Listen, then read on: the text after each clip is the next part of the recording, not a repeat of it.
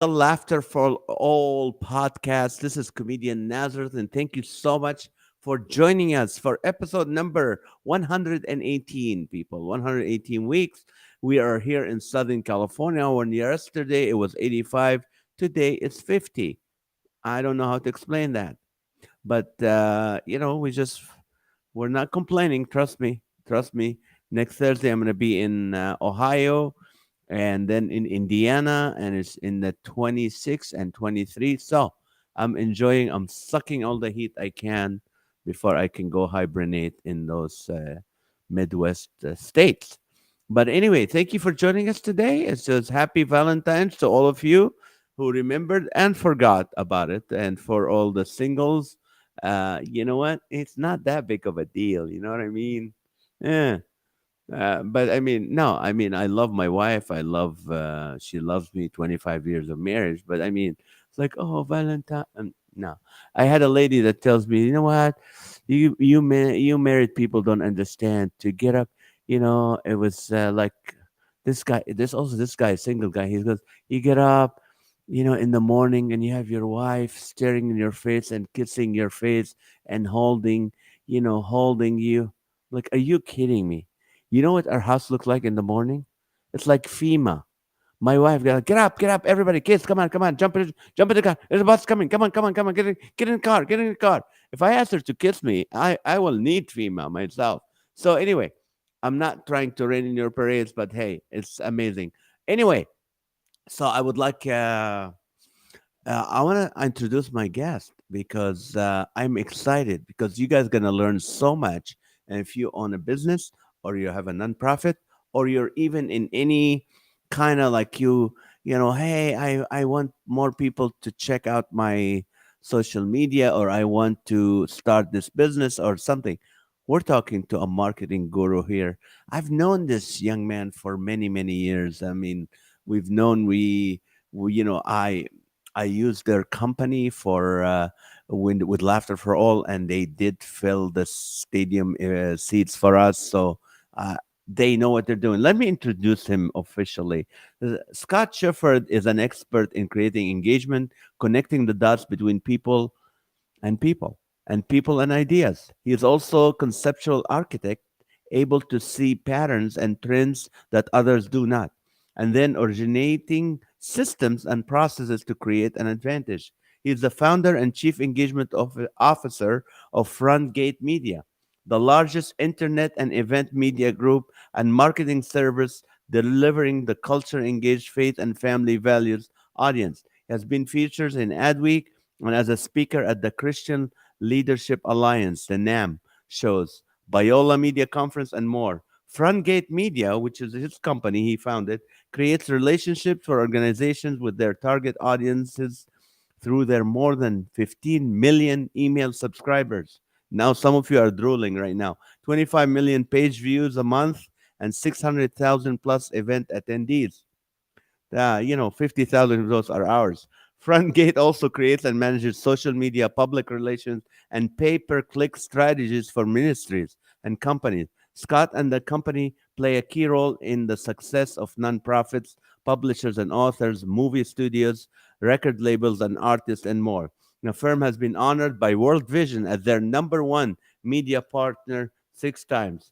So I'd like to invite to the podcast my friend Scott Shuford. Scott, how are you? Very good. Very good. Glad to be here. By the way, I have to say this. When you're a believer and even though you have a regular company or a regular ministry or regular something, you want to work with someone who understands your Christian values or your faith-based values. So for me, I wasn't gonna work with a market. I had marketing companies who would go, "Oh yeah, we're gonna push the HELL of this," and I know Budweiser is gonna have a banner at your event. I'm like, nah. So it's so good to have a Christian marketing company and a social media. Welcome to where is home for you right now? I'm actually in Orange County, California. So I'm with you here on the West Coast. I was listening to you talk about the heat. Yeah, we hit that heat wave, up to yesterday, and then dropped 30 degrees today, and it was a little different. But we're still at 50, right? So everyone Yeah. else that I talk to is in snow. So it's we're still ahead on the curve, but a 30-degree top drop in temperature was noticeable. Now you graduated from San Jose. You graduated. You were the number one marketing guy in their business department. And then what happened from there? What made you start Front Gate? Yeah, well, those are actually two different questions for as far as the answers go.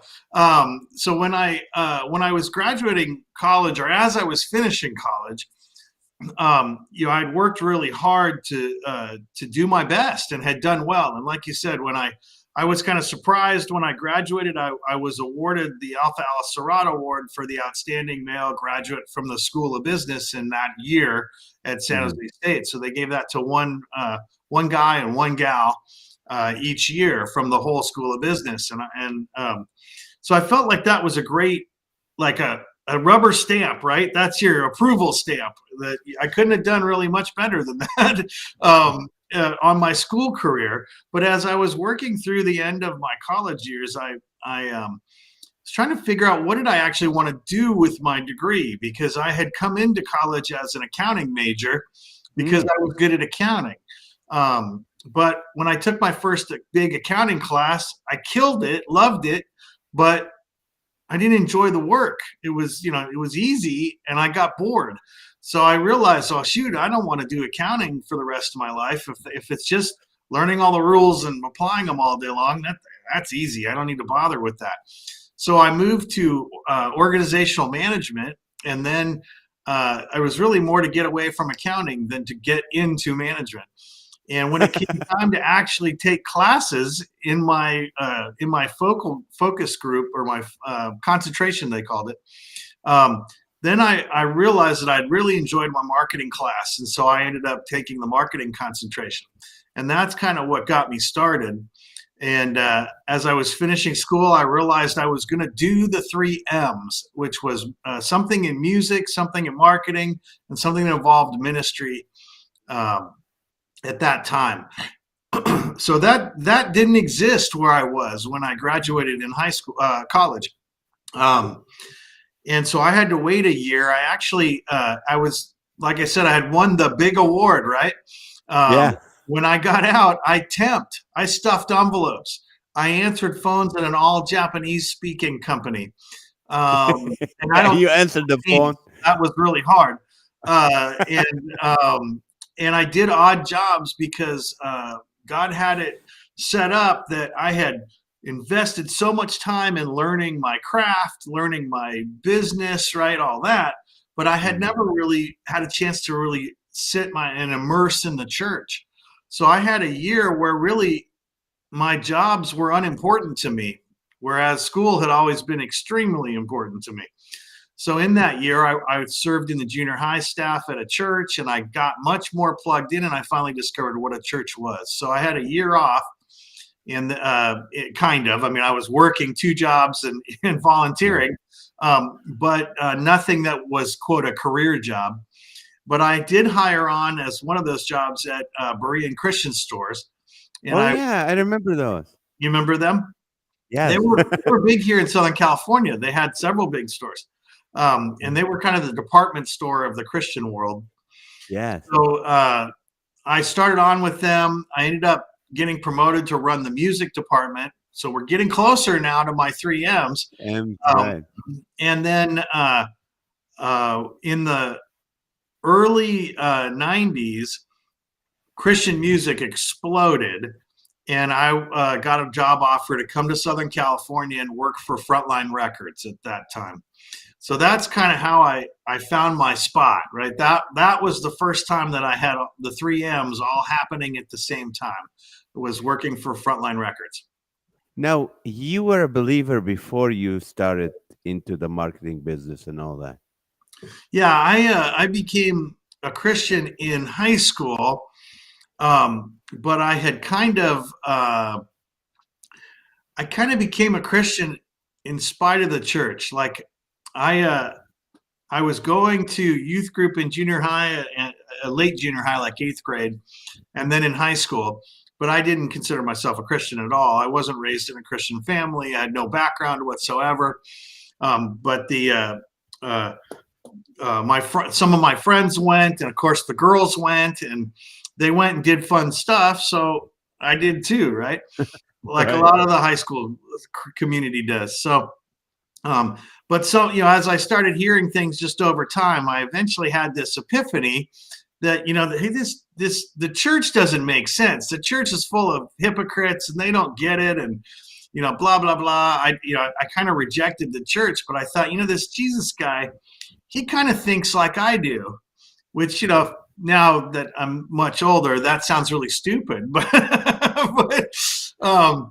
that was where that's how I progressed. Is I started to see that, well, Jesus thinks some ways that I think Mm. about culture and about the people around me and the this and the that. And so that really kind of spurred me forward. And during high school, I accepted Christ, even though I rejected the church. And it wasn't until all the way when I graduated college that I really embraced the church for the first time.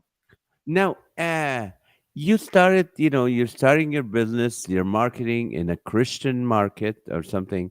How did you deal with the question, come on, Scott, we're a church, we're a ministry, do it for free, help us for free. How do you deal Yeah, with that?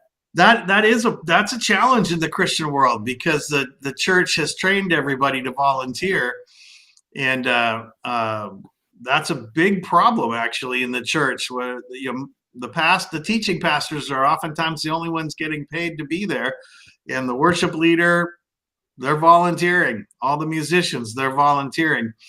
I was just having a conversation about this the other day, because we were talking about revival and how revival happens. And I was saying that the three you have to have the three core Christian activities in kind of being co-equal. You really need a trinity of the prayer, the worship, and the teaching.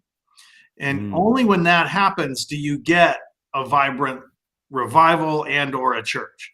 And so I was joking about, well, when we all get when we're all floating through the air, the trumpets sound and we're in heaven. Of those three people, the prayer leader, the worship leader, and the teaching pastor, who's out of a job? The It's prayer. it's the teaching pastor.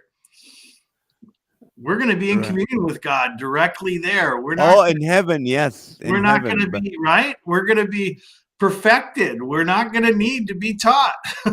We're going to spend our time in prayer and worship. Uh, And so to me, that's always been an interesting, dynamic for the church. But I got off topic. Tell me what I was supposed to be answering. well, no, you answered my question, but here's my next question, which is, marketing have changed dramatically, and how do you stay up to date? How do you stay up with what's ever all the new ways of marketing? How do you do that? That's just kind of the ante to play the poker game. If you're gonna play the game, you got to invest the time and do the work, right? So if you're an athlete and you're gonna race, the race is not what you spend all your time doing. You spend most of your time preparing for the race. Right, And when you're a musician, the performance is not, that's the best part, but you don't spend the time performing. You spend the time practicing, or you right. spend the time setting up the gear and tearing it down. Right. So That's true. That's true. right. So you spend Right. far more time doing all of that. So really staying current is just that, part of the game. You gotta put in the practice and pay attention to what's working, and what works now isn't going to work next year. It's going to be changing and shifting all the time. So, what do you feel like your niche? You're like, okay, if you come to Scott, this is where we can do the best job for you. What would be your niche? Well, yeah. So what this goes back really to my philosophy in founding the company. After Berean, when I worked for Frontline Records, I worked for Frontline Records and then Diamante Distribution in the music side of the world for about 7 or 8 years, I think. And then in 1997, I ran one of the very first Christian music internet sites called GoFishNet.com. Oh, I remember that. So that was like, an early Amazon type model, much smaller, but we did everything. We had the product, we had the news, we had, everything you could do. And if you wanted anything to do with Christian music, you could find it at gofishnet.com. And so we sold that to what became crosswalk.com. And I stayed on consulting for them for another couple of years. But while I was there, I launched my first ad agency, which was a general market secular agency. And about 3 years later, I realized that my Christian market friends really didn't get this new thing called the internet yet. And so I launched Frontgate Media to help them. And there's a big difference between the two companies, other than one was was a secular targeted organization, and the other is a Christian targeted organization. But my first agency was formed on a traditional model where we picked 2 or 3 key industries like restaurants and banks, and we served those in the marketing area. This company, Frontgate Media, when I founded it, I realized that I didn't want that model anymore. I didn't like that business model. It worked fine for the business that I'd already started, but I was looking at how I could do it differently, and I realized that I could use the ethnic agency model. So like an African American agency or a Latin X agency that specializes in a group of people, why couldn't I specialize in Christians? And 21 years later now, that was a good idea. Yeah. So really, when people ask, well, what do you do best? What we do best is deliver Christians. That's what we're here for. We exist to help for-profit and nonprofit companies connect to the Christian audiences they want to reach. And we do that in every possible way because that's our specialty. Christians is what we specialize in. So, what is some of those every possible ways? Like what? Like what? A lot of the current project work includes social influencers. We started the first Christian influencer group. We started a Christian women's blogger network to review product for Christian moms. So we do a lot of social and social adjacent marketing. So Facebook and Instagram advertising, content creation and posting, the influencers, the bloggers, and so on and so forth. We're also getting a lot of interest in the YouVersion devotional submissions that we do. So we've partnered with the #1 Bible app called the Bible app. I met the founders of this, the ones from Oklahoma. Right. Amazing. I mean, what they've done is incredible. And so we create devotions to be submitted to the YouVersion Bible app that, then there's 60 million installs of that app worldwide. Huge audience to reach with, a devotional message about your thing, whatever, a new book, a topic that's of, your passion in a nonprofit or a charity. So that's another example. Public relations is another big part of what we do, reaching out to traditional media and in digital print, television, radio, podcasting, to get guests, or provide articles or do interviews or get product reviews. That's another big component. And then traditional advertising is really the other big thing, whether that's direct email advertising or advertising at an event like a sponsorship. So really those are the big three are social marketing in all its various forms, public relations, and advertising. Those are the big three. Now, tell me more about influencers. Like, how do you guys do with that? Let's say someone or a church or a ministry or an artist wants to. So you guys take Christian influencers and they can. You tell me, how do you guys do that? So when we sign up an influencer project, what we'll do is say, for example, Christine Kane's most recent book. We worked on that project. So when we get it confirmed we're going to do a project, we get everything we can about that project, in this case the book, but it could be anything. What's it about? What do we know about Christine? What do we know about the book? Who's the target audience that is going to most enjoy the book? So on and so forth. And then we have this influencer group that we've created where we have pre-vetted over 100 different Christian influencers who we work with on a regular basis. So we gather all the information together, and then we look through our group to match up who do we think are the best influencers for this particular project.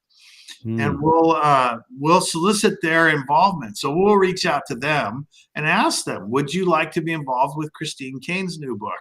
And if they say yes, then we go through a period of recruitment, and we start with our 100, but we'll also take what we've learned about Christine and her book, and we'll go outside and recruit new people too. So we'll go find new influencers that are unique for that specific project. And then once everybody is committed that we think we're going to get committed, then we'll run them through the program together to help create the content that they're going to post to their followers, and then work on tracking that it all gets done, right? So that when they say they're going to post, they do post, and we record that and turn it back in as a nice big report at the end of the project. So it's about a 6 to 8 week process at the longest, from where we start gathering the information about what we're going to promote until we turn in the report at the very end. But it's very interesting. We did a project for a book called Better Together. That's a coffee table kind of gift book.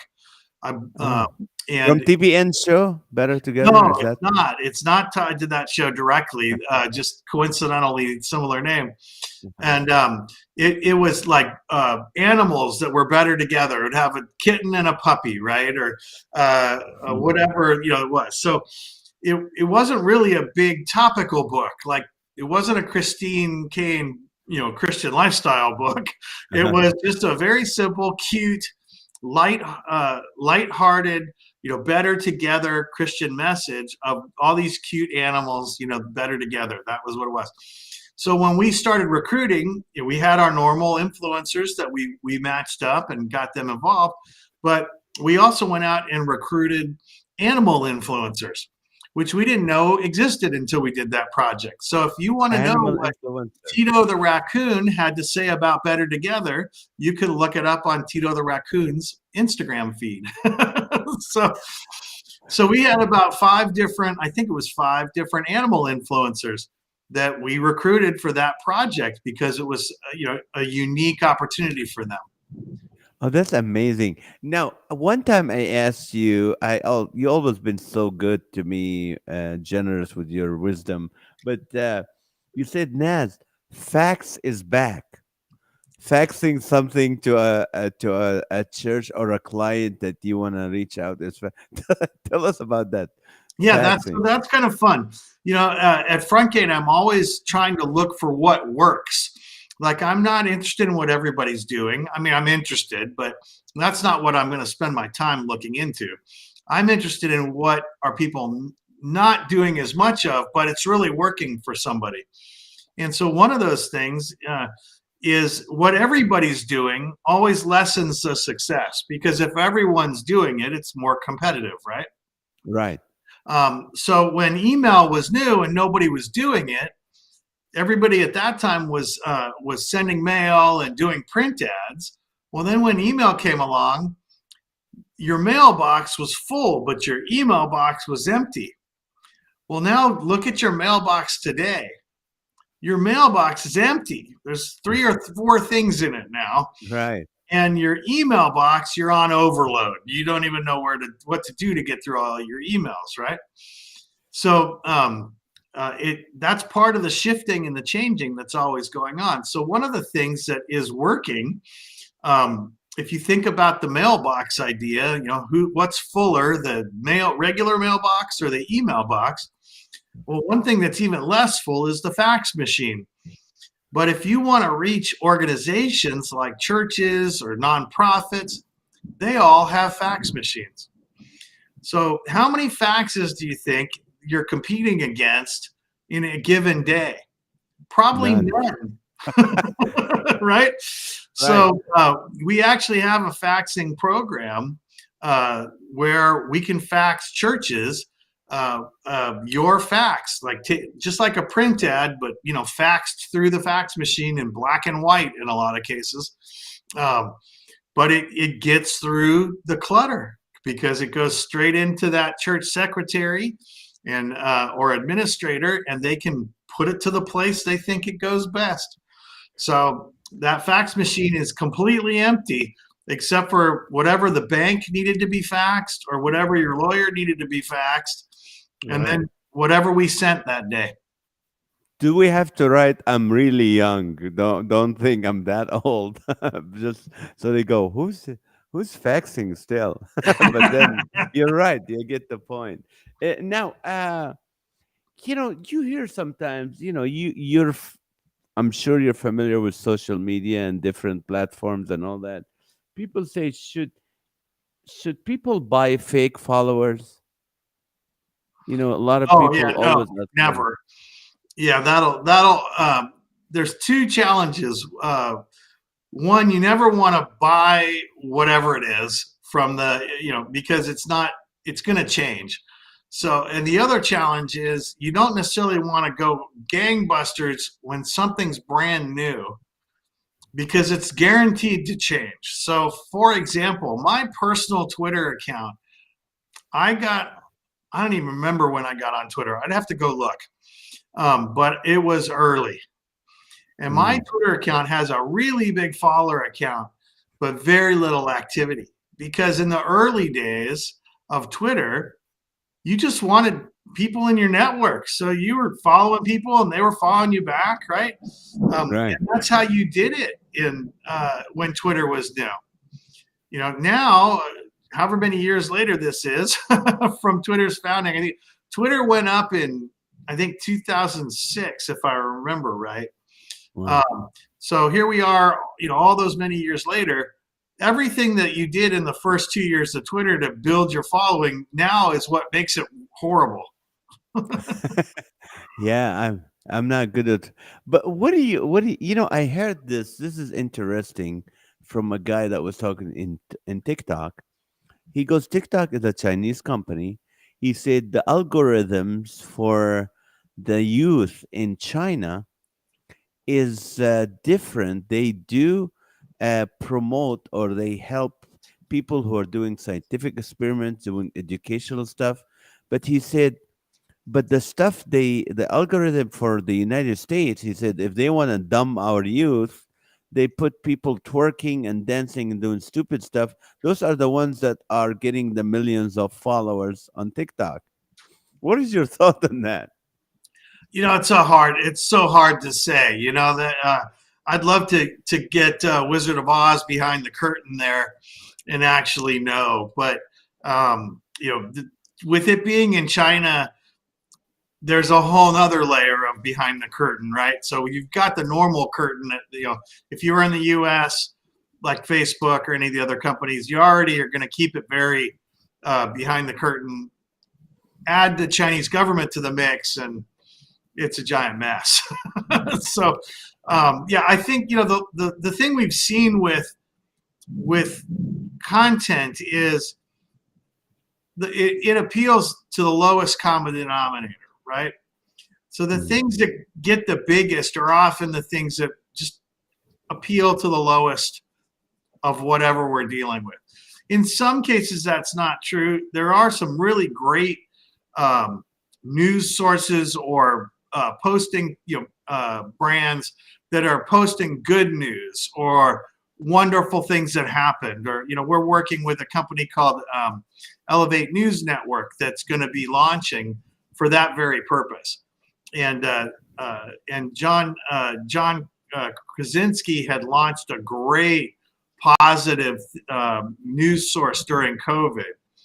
that Mm. was, really is a model for a great way to do something that doesn't dumb down to the lowest level of communication. So there is great stuff out there, as you would expect. And anything that is, worldwide, there's good and bad. But a lot of the stuff that rises to the top is just the junk from celebrity culture. And until people learn that celebrities are just average people with a lot more money and a lot smaller friend groups, it's not really, Yeah.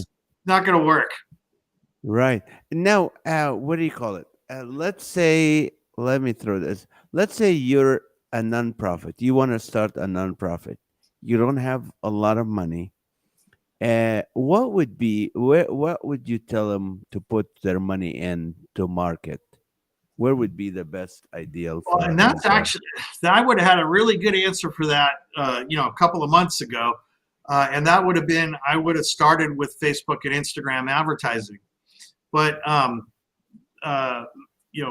Meta, the new name for Facebook's corporate company, has been systematically removing all the Christian and religious targeting. So there'll be nothing we can do to target Christians within Facebook. Now we still can today, but they're steadily removing those opportunities. They don't want Christians advertising in Facebook, basically.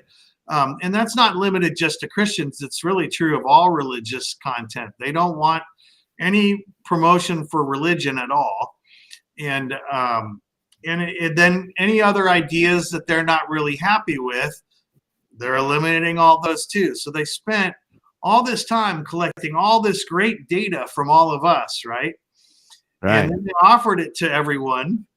And now they're taking it away from the people they don't want engaged in their platform, even to their detriment, as their advertising sales are plummeting.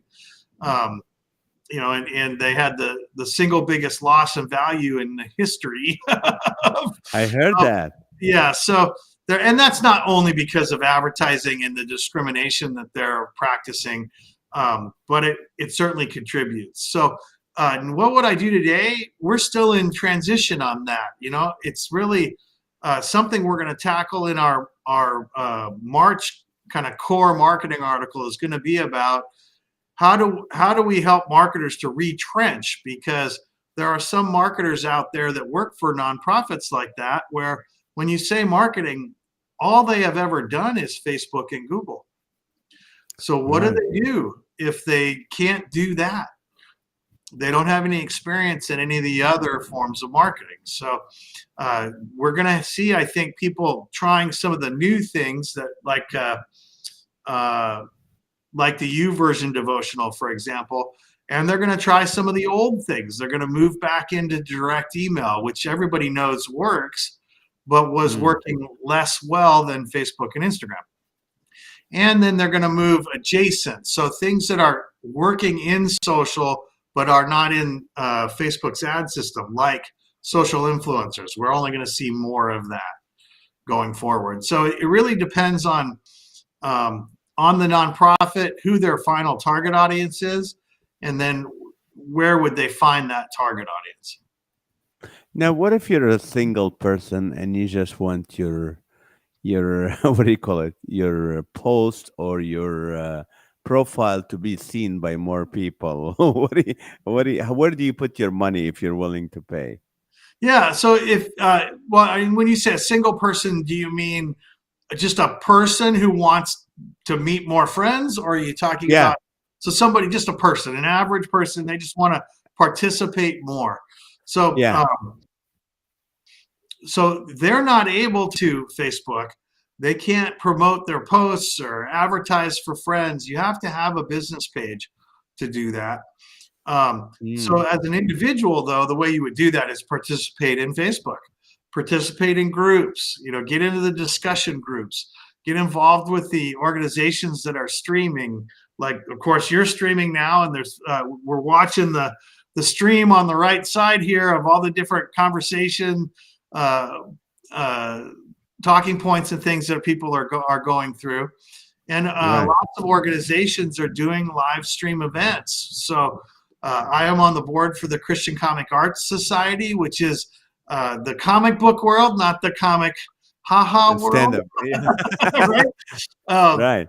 and CCAS is the acronym, but Christian Comic Arts Society does almost every week a panel discussion about something from the comic book world. So there was a recent discussion of Hawkeye on Disney Plus. So if you're a Uh, single individual and you want to meet more people like you, then you go find the groups that are doing those kinds of things and you start participating. Wonderful. Now, what's next for social media? What do you think? What's the next thing? I know they're talking about the what do you call it, the meta, where you're in this four-dimensional thing. Right, the What virtual world, sure. the virtual world? That's one thing that's coming, absolutely. Where we can be more, like where the gaming world is, where you're existing in a virtual world um, that will be less, not just gaming. So World of Warcraft or all the different shooter games and that you can play. That's the precursor of what's coming for just general. What that's what Mark Zuckerberg wants the next Facebook to be. So Mm. that's certainly something that's coming. The virtual world is coming. Uh, One of the other things that's coming is just the reaction to all the big tech discrimination and censorship. So there is a lot of work going on behind the scenes with a lot of different people right now to create alternatives to Facebook and Twitter, to be independent of Amazon, to be independent of Google. Um, and we're working in several projects that are along those lines. But you'll see, I think, a much more niche-driven approach to social media coming in the near future.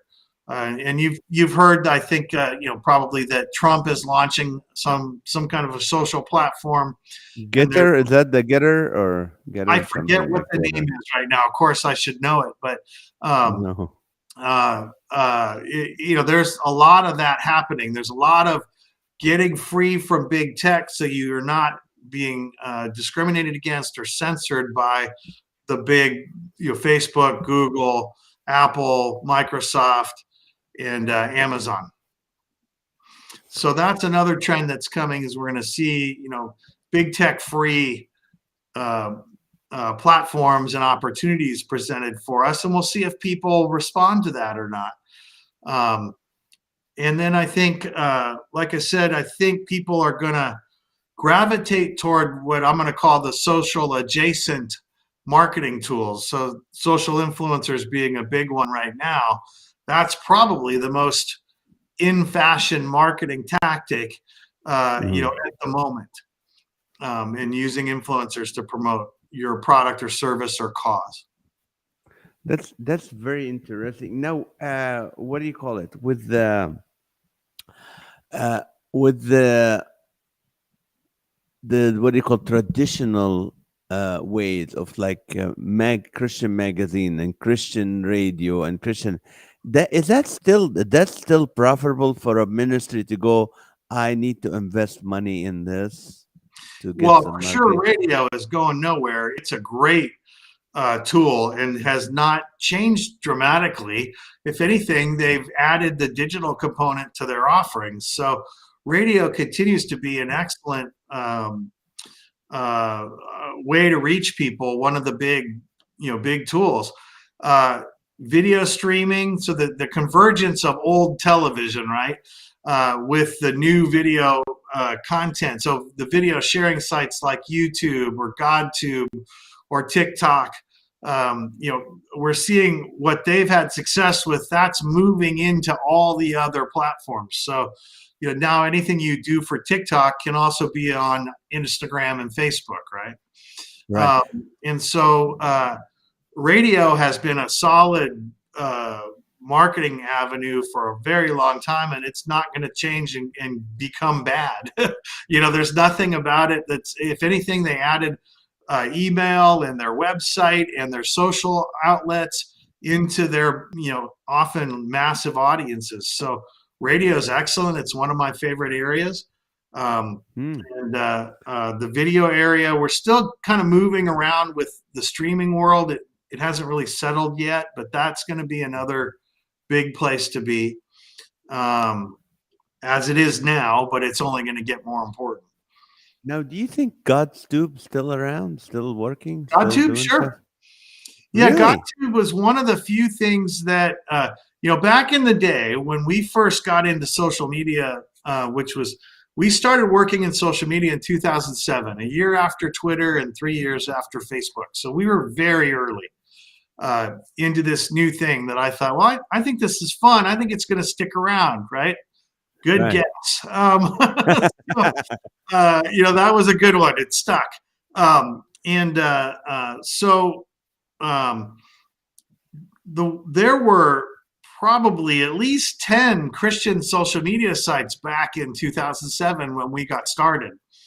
And almost none of them are around anymore. But and really none of them reached critical mass. They never got big enough to Mm. be self-sustaining.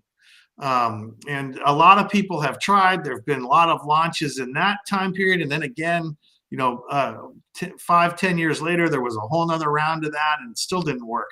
The one copycat Christian subculture social thing that worked was GodTube, and Mm. that's because Christians they want sanitized video content, and you can't get that on YouTube. Right. You can get somewhat sanitized on Facebook if you stay within your friend world, right? But Mhm. in YouTube, forget it. It's not going to happen. So GodTube was the one that worked well with the Christian subculture, because there were plenty of Christians who were happy to reject what YouTube was doing, and they would Right. congregate in their own space and be happy to be there. Now, I went with a company for PR. It's I won't mention their name. They're not in California, and they made promises, and I paid them a lot of money, and they didn't deliver. Now, it just could happen. And also, so in a business like yours, marketing, sometimes things don't deliver, right? I mean, it's not your Right. fault.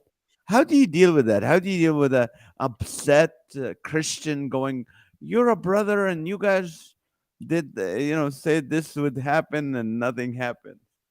Yeah, well, a couple of things there. So, I mean, one of the foundational challenges in marketing is not everything works all the time, right? And if it'd be nice if it did, because believe me, I'd love to have the silver bullet, and just Right. I would fire that bullet all day long. I'd do nothing else, right? Because I'd have 100% success rate always. And Right. every ministry I worked with would grow and get massive donations, and every product company I worked with would sell millions of their products, whatever it is, right? But the reality is, it not everything works perfectly, and it takes time to figure out what works the best. So when somebody comes in underfunded, it's very difficult to make something work well, because they don't have a long-term commitment. They're trying something, and then if it doesn't work, they just conclude, oh, it didn't work. Well, and a lot of times it has more to do with the budget and the time frame and their knowledge than it does with the actual thing you did. Like, I've had people tell me, yeah, I've advertised through Facebook and it just doesn't work. Mm, Well, the rest of the world disagrees with you. Right? I see. Everybody advertises through Facebook and Instagram until now, when they're chasing us away, right? Um, but Facebook does work. So if you've done it and it doesn't work, it's probably you. It's probably not Facebook, right? That's So that's one of the challenges. You have to accept that there is a learning curve to what you're doing. Your product, your company, your ministry, by definition, has to be unique. Otherwise, there's no reason for it to exist. And right. if it's So unique, go ahead. I'm sorry. I say if it's unique, then there's going to be a learning curve to finding out what works and what works best. So that's the first thing. You got to embrace the learning curve. And then second, the way we mitigate against that is we really do, because we do so many things, We want to match up the things that we think have the most success potential. Even then, sometimes it doesn't work great, right? But Mhm. almost nothing fails completely. It's really how well did it work, not did it pass or fail. So if I sell, 50% of the goal that somebody wanted to sell of their product, was that successful or a failure? Successful. Right? Well, it depends. Mm. If you're talking to a glass half full person, they're excited they got the glass half full. If you're talking to the half empty person, they're looking at the other half of the glass going, you failed. I've got glass left. So, it's a bit of a challenge, but the reality is, um, we do work very hard to match the best strategy to that client. And so with PR, and like in your situation with PR, it's probably a combination of several things. It isn't any one thing. Maybe the media cycle was sucked up by some other big topic, like uh, in the when we had the election, uh, Right. that sucked all the life out of forever. It was all election. We were just waiting for the election thing to go away because no other media coverage was happening. When COVID hit, you couldn't get a story on about somebody's amazing life biography, That's right? true. Unless they Nobody died cared. of COVID, there was nothing. They didn't want to hear it, right? There was no room for anything but COVID. So there's lots of factors that affect something like PR. And to be honest, there are people that just aren't as good at doing it what they do. Maybe they're not the right match. They don't know the right PR outlets, right? They don't have relationships existing with the people that you want to reach. So they try hard, but not everybody can get through to Sean Hannity. That's just Right. the reality, right? Right. So there's lots of reasons that things don't work out, but what we try to do is stack the deck in our favor, and pick the things that have the best potential to succeed, and then do our best to execute them to the fullest. But I guarantee you, everybody who had a PR agent when COVID hit, they all had to scramble and figure out how they were relevant to COVID, or they didn't get any coverage, and that had nothing Right. to do with the firm or the company that hired them, right? Right. Right. Now, there's this question from Sarah. It says, how are social influencers even made? That's a great question. Social media in general, to me, is about an audience. So anybody with an audience, to me, can be a quote media outlet. We use different words in the social environment. We call them social influencers, right? Um, but if you have a following and they listen to you in some way, then Hmm. you're an influencer. So, influencers aren't really made, they are. They just they have a following. They're out there doing what they do, and people trust them and believe in them.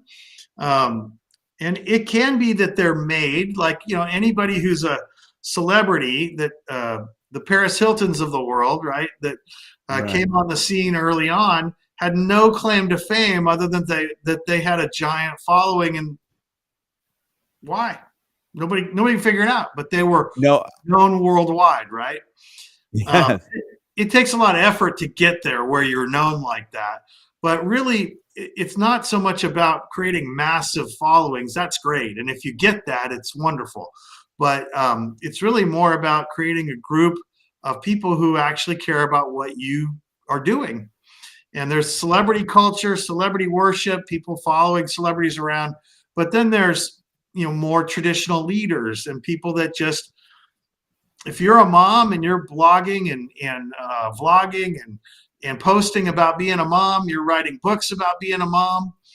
Well, other moms are going to learn to trust you. So then, if you have 20,000, 50,000, 100,000, a million followers over time, as you're just doing what you do, well, then now you're an influencer, right? As soon as you have an audience that will follow you, then you're an influencer. I have a question from Steve Rahers. I think he's the first time. I've never heard the name before, but he said two questions, please. How do you ask for money the first time you ask for money? And then when does an agent help or a booking agent? Thank you, but I want to get bookings at churches too. I think that's a question more to I don't know. I get Those are that. I not totally understand that question. So the good. question is, I want to perform or speak more. That's really what the question is. Right. And one, I want to get paid for it, right? That's like, Right. I don't want to volunteer because we all, as we established at the beginning, the church wants you to volunteer, right? Oh, we Um, did for 10 years. yes, absolutely. And there's nothing wrong with volunteering in the beginning because you got to get good at what you do. That's part of embracing the learning curve again. Right. Um, I have 21 years of marketing experience. If you asked me on year one, everything you just asked me, I wouldn't have had any answers. I wouldn't have known That's what to tell you. Um, but the way, once you are good enough to get paid for whatever it is you're trying to do, which that is not a judgment you will make. That's a judgment the people want you who want you to come will make. But hmm when you're good enough to get paid, then you just establish a fee. And when people ask you to come, you say, "That's great. I have a $500 honorarium, and this is what this is what I need from you, and we can book that. Check our calendars and coordinate. Great." It's kind of an assumptive close, right? In Right. sales, that's what you would call it. You assume that if they want you to come, they have a budget. Otherwise, why would they ask you? Right. Because So they're hoping you'll do it for free. right. And so, And if that's you okay. And you'll tell them, oh, it's going to be $200, whatever the number is, right? You're going to tell them that, and then you're going to get people to go, oh, okay, well, let me see if I can get that approved, and then you'll never hear from them again. And that's okay. right. Because if you want to get paid, you got to start turning down the people that want you to volunteer for free. Exactly. And then how do you get more bookings? That is the number one big question that I get from everybody. Everybody in the nonprofit world, everybody with a book, they want to speak in churches or at events more.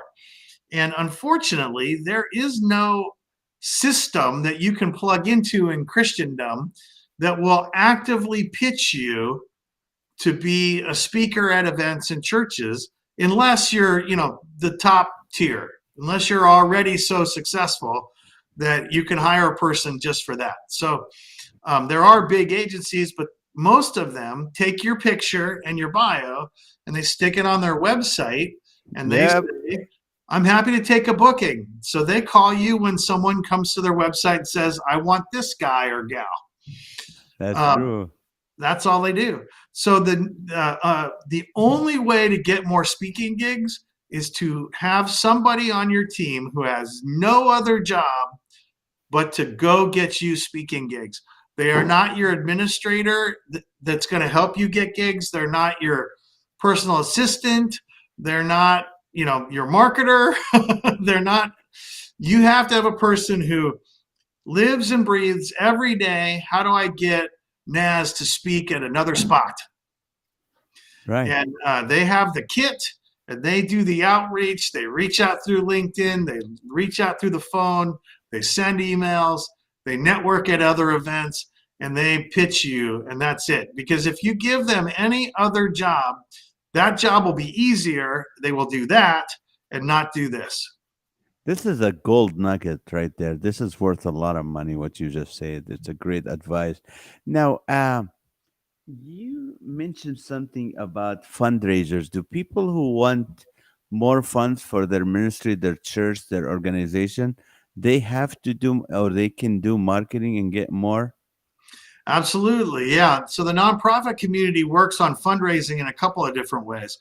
One is just straight lead generation, where, for example, Gospel for Asia, we do a lot hmm of work with GFA. They have numerous books, several different books, and they don't sell their books. You can get them for free. So they run advertising to drive people to the page to get the free book. You sign up for the free book. Now you're in their world, right? And there's nothing wrong with that. That's what they're supposed to do. They are Right. hoping that you pick the book because you're interested in what GFA is doing in Asia. Um, and so lead gen is one way where they're building their contact lists at all times, right? And that's a digital way, but that happens in person at events, and there are other ways to do it too. And then second, they run specific fundraising campaigns. So if you're Compassion International or World Vision, you're selling sponsorships of kids, right? You can feed a kid for $32 a month. And they're running that all the time. That's not a Right. lead gen situation where they're giving you something free. That's a straight sale, right? Right. They're selling you the program, which says if you'll donate $32 a month, we can take care of little Manuel, right? Right. And that's great. That's another way they do it. And then they'll also run individual campaigns. So you'll see, if there's a disaster in the world, well, immediately all the disaster relief organizations are raising money to help that situation. So if Katrina hits, the Red Cross and every other, fundraising world relief organization in the U.S. and worldwide is in their office figuring out which part of what they do applies to Katrina, and then they Right. start raising money for Katrina relief. That's true. That's true. That's they do that. And wow, this is amazing. I don't know. My question would be if someone said, "I only have $500. What can you do for me to get me out there?" What do you say to them? Yeah, I actually I tell them save it, because you can't. You have to be in it for the long term. And if you have $500, there are things you can do for $500, but it's not going to result in any kind of long-term value. And so if you have $500 a month, that's a whole lot better than $500, right? That's Um, true. and so if somebody's budget is just really, really not in the ballpark for them to, have success, I just tell them save it, invest it in something that gives you immediate value. So don't do this broad outreach. If you're trying to sell a book, maybe then we just put $500 on Amazon, and that's Mm. it, right? We're done. Right. And if it's there's lots of different scenarios, but at the end of the day, it's not about the short term. If you have a ministry, or you're writing books, or you're creating films, or you're whatever it is, if it's your career, then it's about the long term. You might as well invest that $500 in learning something rather than just doing a quick, spaghetti approach outreach of some kind. Let me ask you this last question. I mean, we're getting close. I mean, I loved everything you said. What do you say to someone from your experience? You started this company, it's very successful, 22 years in this business. What do you say? I mean, the trajectory of your career. What advice do you give to people who are either starting out or people who go, I don't know, my last venture didn't work. What should I do? What advice do you give us? Well, yeah, that's hard. And we run into people all day long that are, starting ministries, or starting their creative endeavor, whether it's a band or an author or a filmmaker, right, or whatever. An entrepreneur. We do a ton of entrepreneurial work. So really, what I would say is, you have to do the hard work to lay the foundation. Make sure you know everything you can know about what you're entering into. And then second, like I've said a couple times, you got to embrace the learning curve. Mm, Not everything you do is going to work, and it's not all going to work the first try. When you were a little crawling baby, you didn't walk the first time you tried. Yeah. So, if we're not born ready to walk, right? We didn't just pop up and walk. Well, here we go. Then everything else is even more difficult and more complex. So, you got to embrace the learning curve and just do the best to lay a strong foundation. Try what you're going to try, test it, learn from it, and do it again in a new way or a different way that is hopefully putting you on an improving pathway. When's your book coming out? You have to write a book. I have not got time to do a book. That would be fun. I would love to figure out the right way for to do a book. We blog a lot, and things change so fast in marketing that our marketing blog on our website at frontgatemedia.com is very active. But about the time I'd write a marketing book, I feel like a big chunk of it would go out of date. Oh, that's good. How can people get a hold of you and say, "Hey, I want to hire this Christian marketing firm to help my business, my church, my nonprofit, or I'm a Sure. speaker." What can they Yeah, do? Where can they go? it's real simple. We have a website at frontgatemedia.com, and there's a contact page there, and it'll ask you a few simple questions about what you're doing. But when you send that in to us, it goes straight into my box and to my assistant's box, and we immediately send you a list of options for some of the different marketing tactics that are most popular. But it Mhm. also includes a link to my calendar so that we can talk about your budget and your goals and narrow down from that general list to 1 to 3 tactics that will work in the short term that you want to try first. And that's the best way to get a hold of me, frankly, is through our website and the contact page. Perfect. Scott, thank you so much for. I know you're a busy man, and it just is so hard to get a hold of you and to even because you're always busy. But thank you for taking this hour to help us. This is really wonderful. I really appreciate your friendship and your generosity with all of that. So, thank Oh, you my so much. pleasure. I'm happy to. I'm always excited to be able to get some hang time with you and support what you're doing. Well, let's do it. Last time we had burger 2 years before COVID, so let's do that again. Absolutely, for sure. Uh, Yeah, we can perfect. finally. Yeah, I know. I'm out Well, of thank. practice now. It's funny. I tell people I eat every day, so Yeah. I can do lunch anytime, but I stopped saying it for 2 years. No, we need. I need to buy you lunch, and I appreciate that so much. And thank you for your time with us. And if you hang in there 1 second, I would love to talk to you in a little bit.